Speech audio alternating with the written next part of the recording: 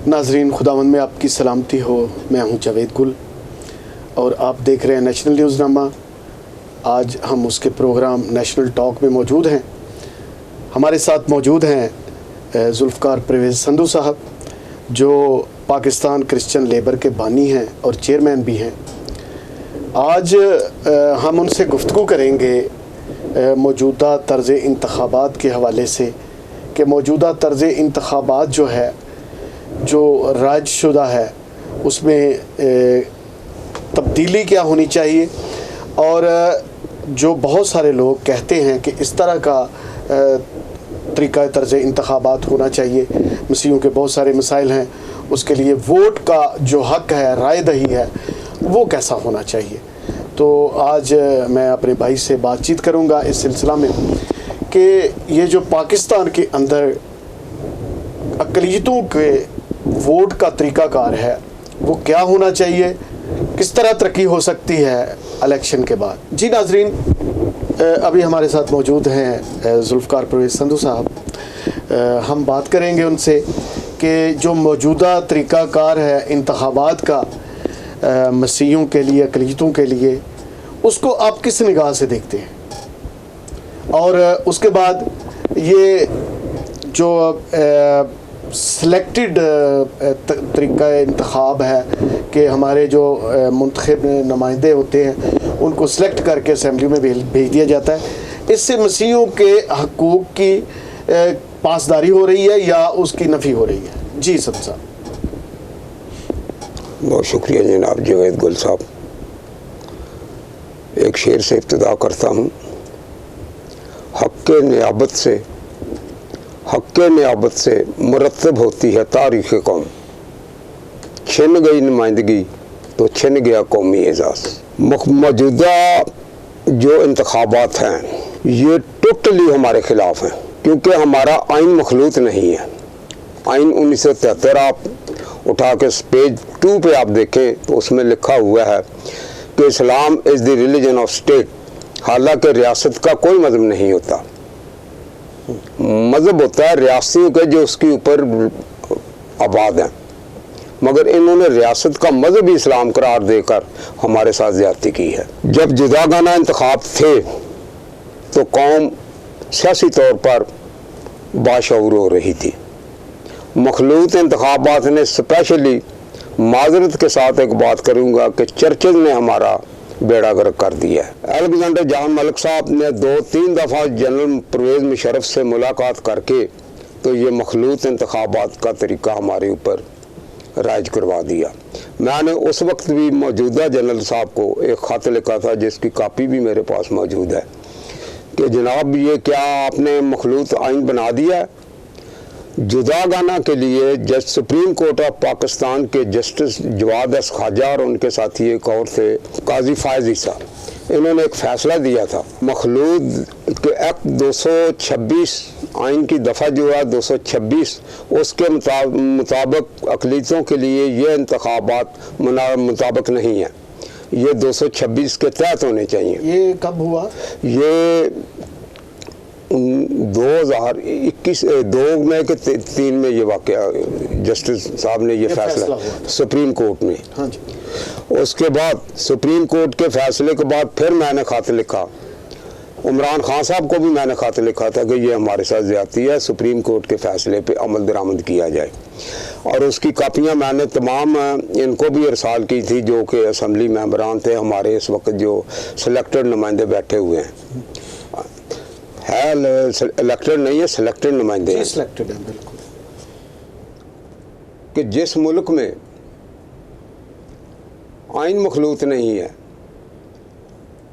जागीरदाराना निज़ाम है, उस मुल्क में दुनिया के किसी कोने में भी इस किस्म का तर्ज़ इंतखाब नहीं है। एक मुल्क में भी कि आप MNA, आप MPA, आप MNA, आप सेनेटर, जो काउंसलर नहीं बन सकते थे वो MNA बने हुए हैं, और उनकी कोई सोच नहीं है कौम के बारे में, जुदागाना इंतखाब के बारे में। और इसकी आवाज़ हमारी MNA कोटा से मुंतखब हुई थी आसिया नासिर, उन्होंने बरमला उस वक्त कहा था कि ये नुमाइंदगी जो है ये हमें नामंजूर है। इसी तरह कैपिटल टॉक में हामिद मीर साहब ने ये बात कही थी कि अक़लियतों की ये नुमाइंदगी का तरीक़ेकार नहीं है, इनसे हक़ नुमाइंदगी छीना गया है, इनको दोबारा हक़ दिया जाए कि अपने वोट से अपने नुमाइंदे खुद मुंतखब करें। 90 की दहाई में जब 6 साल वगैरह 90 के में नहीं जी, 90 की बात है नहीं, मैं कह रहा हूँ कि 90 की दहाई में 6 साल इमानुएल ज़फ़र, हाँ जी, और ये जुदागाना तर्ज़ इंतखाबात से मुंतखब हो के सामने आए और यहाँ तक कि वो वफाकी वज़ीर भी रहे। हाँ जी बिल्कुल। और चलो मैं ये नहीं कहता, मगर उस वक़्त हालत ये थी कि जो जुदागाना इंतखाब हुए थे, हम चाहते थे कि ये इनका हल्का बंदियाँ कर दी जाएँ। हल्का बंदियाँ ना होने की वजह से बहुत सारे मसाइल पेश वो सामने आए थे। ठीक है, मैं समझता हूँ कि तारक सी कैसर साहब ने किए हैं ना, किसी ने इतने काम नहीं किए। मुलाजमतों के हवाले से भी उन्होंने मुलाजमतें दी, तकरीबन 870 मुलाजमतें उन्होंने दी थी। हम इस कानून के हवाले से क्या कहते हैं कि ये जो तरीक़ाकार है, ये तरीक़ेकार, उसके क्या फ़वाइद हैं? तरीक़ेकार टोटली गलत है जी। नहीं, जुदागाना आप कह रहे हैं ना कि जुदागाना तरीक़ा इंतखाबात, उसके फ़ायदे ये होंगे कि हम सियासी तौर पे बाशऊर कौम होगी, हम जाएंगे उनसे अपना वोट तलब करेंगे, उनकी मर्ज़ी है किसको देते हैं, किसको जो उनके पसंदीदा आदमी होगा उसको वोट देंगे। ये नहीं कि जो इधर से आया वो उधर से आया, तू MNA, तू MP है, तू senator. What is this nonsense? ये क्या हो रहा है? पूरी दुनिया में ऐसा कोई कानून नहीं है। सब उस वक्त भी तो ऐसा हो सकता है कि जुदागाना तर्ज़ इंतखाबात हो और आपके जो टिकट होल्डर हैं वो किसी ऐसी जमात से आ जाए कि वो भी असेंबली में बात ना कर सके। नहीं, ये नहीं हो सकता जी। वो बात करेगा क्योंकि उसने दोबारा फिर वोट लेने के लिए जाना है। ये बिल्कुल नहीं होगा, कोई भी जमात दे दे। नहीं, आपने बड़े खूबसूरत अंदाज में बात की है और बताया है कि जो आइन के मुताबिक इस्लामी तर्ज़, हाँ जी बिल्कुल, उसके हवाले से आपने बड़ा खूबसूरत 226 एक्ट के तहत ये नहीं होना चाहिए। ठीक है, मखलूत इंतखाबात हैं, आइन 1973 में। तो आपके ख्याल में जुदागाना होने चाहिए? जुदागाना इंतखाब, उसके क्या फ़ायदे होंगे? उसके फ़ायदे ये हैं कि कौम सियासी तौर पर बाशऊर होगी। इस वक्त हालत ये है कि हम बैठे हैं बस चुप करके अपनी सफ़ों में। कभी कभी अखबार में ख़बर दे देते हैं, वो भी लगती है अखबार की मर्ज़ी है, चलाते नहीं चलाते। ये तो पहला मौका है कि आपने हमें मौका दिया है, ये पहला मौका है। जी ज़रूर। वरना किसी चैनल में सिवाय मजहबी प्रोग्रामों के अलावा और कोई प्रोग्राम नहीं चलते और उनसे हमारा पेट नहीं भरता, ना कौम मुत्तहिद होती है ना मुनज़्ज़म होती है। जब हमारी सियासी जमात होगी, मेंबरशिप होगी, तो ये हमारी स्ट्रगल होगी कि हम कौम को ज़्यादा से ज़्यादा मोटिवेट करें और वो हमारे साथ। सब साहब, आप किन किन फोरम पर ये जो आवाज़ है बुलंद कर रहे हैं कि जुदागाना तर्ज़ इंतखाबात होना चाहिए? मैं तो हुकूमत भी मुतालबा कर सकता हूँ। नहीं, वो मैंने जन अपना ये मौजूदा जो हमारे प्राइम मिनिस्टर साहब हैं उनको भी खत लिखा हुआ है, उसकी कापियाँ मेरे पास मौजूद हैं। सबको मैं तो कह रहा हूँ, मैं तो जुदागाना के अलावा कोई बात नहीं करता, ना सुनने के लिए तैयार हूँ किसी की। तो जुदागाना में जिस तरह पहले था कि पूरा पाकिस्तान एक कौमी असम्बली के लिए, हाँ जी, और सूबाई सतह पर पूरा पंजाब, तो इसके लिए हाँ जी, ये मैंने लिखा कि इनकी हल्का बंदियाँ की जाएँ, आबादी के तनासब से हमारी सीटें बढ़ाई जाएँ, आबादी के तनासब से हमारी सीटें बढ़ाएं और इसकी हल्का बंदियाँ कर दी जाए। आपकी किसी फोरम पर कोई जो मौजूदा MNA हैं या MP हैं, उनसे कभी बात हुई है कि इस मौजू पर बातचीत करें असेंबलियों के अंदर? वो बात कोई कर ही नहीं सकते जी। मुनीर खोखर साहब थे, वो बात करते थे। वो कहते थे जी कि मैं नुमाइंदा हूँ, मगर अपनी कौम का नहीं हूँ, मैं उन जमातों का नुमाइंदा हूँ जिन्होंने मुझे मुंतखब किया। और ये बात असम्बली फ्लोर पे मौजूद है, सूबाई असम्बली के। अब तो उनकी डेथ हो चुकी है ना, उन्होंने बड़ी वाज़ेह तौर पे ये बात की थी कि मैंने उनकी हमायत की बात कर दी। और यही बात जो थी वो आसिया नासर ने कौमी असम्बली के प्लेटफार्म में कही थी कि हमारा इंतखाब जो है ये तरीक़ेकार गलत है, हमारी कौम को काट दिया गया है, सियासी तौर पे यतीम बनाया गया है। पिछले कुछ औकात में ये मंजर आम पर आ रहा था कि मखलूत तर्ज़ इंतखाबात जो है, एक वोट हम अपने मसीहों को दें और दूसरा वोट जो है वो मेजॉरिटी को दे जी। तो इस तरीकाकार से कुछ बनाटीज को फ़वायद नहीं हो सकते थे? बिल्कुल डबल वोट होना चाहिए जी, हमारा तो मेन मौक़िफ़ ये है। नहीं फिर एक बात करें ना, या जुदागाना होना चाहिए या देखें ये मखलूत ये बात कायदे आज़म साहब ने की थी, जिसको अंबानी पाकिस्तान कहते हैं। उनकी आप 11 अगस्त की तकरीर का हवाला देख लें कि उन्होंने क्या कहा था कि अक़लीतों को डबल वोट का हक दिया जाए, जिसकी ये बात ही नहीं करते। 11 अगस्त वाले दिन कहते हैं जी अक़लीती डे मनाया जाए। क्या डे मना रहे हो भाई? क्या कहा था कायदे आज़म साहब ने? उनकी बात तो करें ना, उसकी कोई बात ही नहीं करता।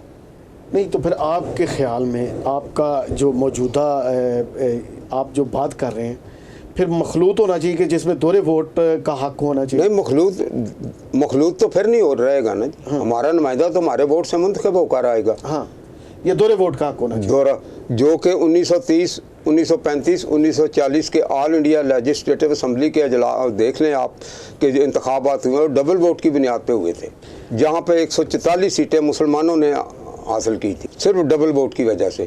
जिस जगह पे हमारी अक्सरियत होगी वहाँ पे हम मुसलमानों को भी नुमाइंदे हैं, हमें किसी और अपने नुमाइंदे जो हैं वो भी मुंतखब करने का हक होना चाहिए। मुशर्रफ के दौर में ऐसा यूनियन काउंसिल की सतह पर हुआ था कि कुछ काउंसलर्स जो हैं और कुछ ऐसे लोग थे जिनको वोट दोहरे वोट का हक दिया मिला और वो सिलेक्ट भी मुंतखब भी हुए। यूनियन काउंसिल के नुमाइंदे ना तो कोई बात कर सकते हैं तो ना ही उसका फ़ायदा था। बात होगी कि कौन सी हुकूमत ने नेशनल असम्बली में ये हमें डबल वोट का हक दिया है। मौजूदा हुकूमत कहती है कि हम तब्दीली के पैरोकार हैं या तब्दीली लाना नहीं, तब्दीली तो आ गई है ना जी। हाँ जी, किस तरह कि घी जो 150 रुपये किलो तो आज 450 रुपये किलो बिक रहा है। आटा जो 2000 रुपये मन था आज 3500 रुपये मन है। चीनी जो 50 रुपये किलो थी 100 रुपया किलो है। तो ये तब्दीली तो आ गई। ये जो हमारे लोग असेंबलियों में बैठे हुए हैं जी, वो इस तरीकाकार को क्या असेंबली में आवाज़ उठा सकते हैं कि ऐसा होना चाहिए तरीकाकार? उठा होना चाहिए, मगर ये उठा नहीं सकते ना जी। ये तो उन जमातों के नुमाइंदे जिन्होंने मुंतखब किया है। तो इसका मतलब ये कैसे मुमकिन हो सकता है कि ये मुमकिन कौन है जो आवाज़ उठाएगा इसकी?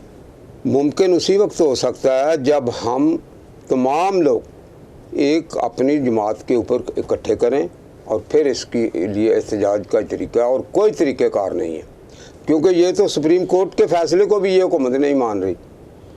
अगर मानती होती तो इंतखाबात का ऐलान ना करती। जस्टिस कलीसा ने कहा है, अपना जियो न्यूज़ के चैनल में कहा अहमद मीर साहब ने कि ये तरीक़ेकार गलत है, अक़लीतों को अपने नुमाइंदे मुंतखब करने के लिए उनको वोट का हक दिया जाए। तो ये तो किसी की बात ही नहीं सुनने के लिए तैयार। उसी वक्त अब हमारे मसाइल हल होंगे जब हम अपने वोट से अपने नुमाइंदे कौमी असम्बली में भेजेंगे। वो बात नहीं करेंगे तो दूसरे दिन उनको खड़ा करके पूछा भी जा सकता है। मगर अब हम किस राने को पूछें, किसको पूछें? कोई है जिससे हम बात करें, क्योंकि मुल्क में जागीरदारी निज़ाम है। वोट लेने के लिए आते हैं जी हम आपके भाई हैं, मगर भाइयों जैसा सलूक तो कभी किसी ने नहीं किया। वोट की हद तक बस भाई है, इससे आगे नहीं। तो संधू साहब, आपके ख्याल में ये जो दोहरे वोट का हक है वो अक़लीतों को मिलना चाहिए और उससे ही तरक्की मुमकिन हो सकती है, बस, और कोई रास्ता नहीं है। जब दोहरा वोट होगा तो उनकी मजबूरी होगी कि वो हमारे पास आके हमारे वोट हमसे मांगे कि यार अपने वोट तो उधर देने हैं, एक एक वोट हमें भी दे दो। फिर उनकी मजबूरी होगी। अगर हमारा नुमाइंदा काम नहीं करेगा तो वो तो उसकी मजबूरी है कि उसने फिर दोबारा वोट लेने आना है, तो वो करेगा हमारा काम।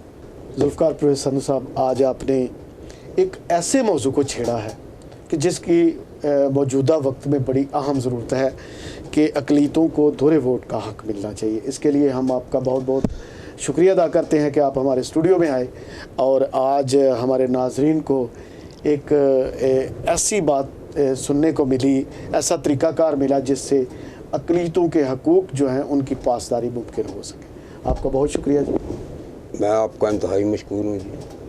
और दोबारा फिर मैं नेशनल न्यूज़ चैनल के तमाम कारकुनान को दिल की था गहराइयों से मुबारकबाद पेश करता हूँ और उम्मीद रखता हूँ कि आइंदा भी वो मसीहों के हकूक़ के लिए इस किस्म के चैनल जो हैं वो काम करते रहेंगे। मैं उनका मशकूर हूँगा।